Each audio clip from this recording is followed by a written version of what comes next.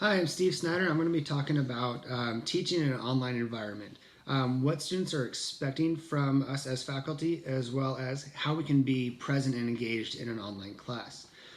Really, teaching online should be no different than teaching face to face, or well, the learning should be the same. What the teaching looks like and the interaction with the student and instructor looks like is a little bit different. Um, Given that, really student expectations from faculty aren't that much different online as they are face to face.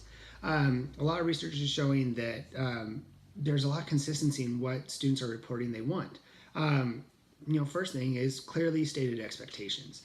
They want that calendar when things are due. They want the policy on communication. How long should emails be? How long should discussion posts be? What's the best method to contact other students, contact the faculty? So really kind of clear statements on policy. Much of that is established via a good syllabus.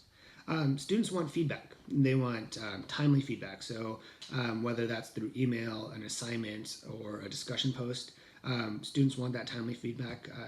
They want positive feedback as well as constructive feedback. They need to feel that their learning is facilitated. Given that these are adult learners in health profession education, it should be more facilitative than directed. And it should be personal feedback. So the faculty really needs to take into account who's reaching out to them, use their name, use information from what that student posted. They also want regular communication, whether that's through email, virtual office hours, or learning management software announcements. They want availability of the faculty. So if a student reaches out to the faculty, that faculty needs to be able to get back to them, whether that's through, email, phone. I use a Google Text number, so it's not my personal number. Even video communication with students, but they want it timely too. So my school policy is during the week, faculty should get back to students within 48 hours. And then if it's over the weekday, it's weekend. Sorry, it's about 2 business days. And lastly, students really just want to know that the faculty is a person. Online management or online learning management systems, you see a lot of text. You don't see a lot of that person. So, in a certain student's perspectives, it could just be a computer designing the course. So they want to know that you're a person. And that really gets into my strategies for being present in an online course. So first strategy that I use is developing an online persona, giving those students an idea of who I am as a person. One of the big ways I do that is through social media. So I have professional accounts for Facebook, Twitter, and Instagram, and I use those pretty regularly to post, memes relevant to topics that we're covering, or just topics in the profession. I link to experts in the field of whatever we're talking about, so students can really create an online learning community, as well as I just post some stuff. So if I'm a physical therapy professor, so if I'm out, hiking, I'll post pictures of the terrain I'm hiking on and talk about how that works around the ankle. I just give them a little bit of idea of who I am, as well as some fun stuff that's still appropriate for the class. In emails or communications with students, I will occasionally use pictures or emojis, just because text loses a lot of that nonverbal contact or communication. Sorry. So those emojis can just add a little bit of color to the communication, as well as reduce any ambiguity in structure of wording. And then also the online persona can be encapsulated through video, audio, or other media instruction. I'm not just emailing a block of text. I'm not just assigning them something to read. They get to see me.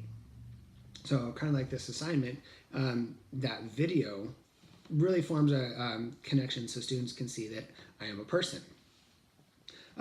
And I carry that persona consistently throughout my interactions in the class, which leads me into the next strategy for being present in an online course is how to participate in discussions.